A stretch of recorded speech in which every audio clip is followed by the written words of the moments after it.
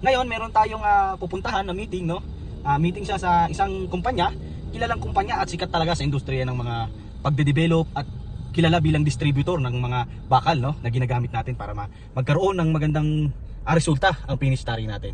Ayan. Abangan nyo mga kasabong. Thank you.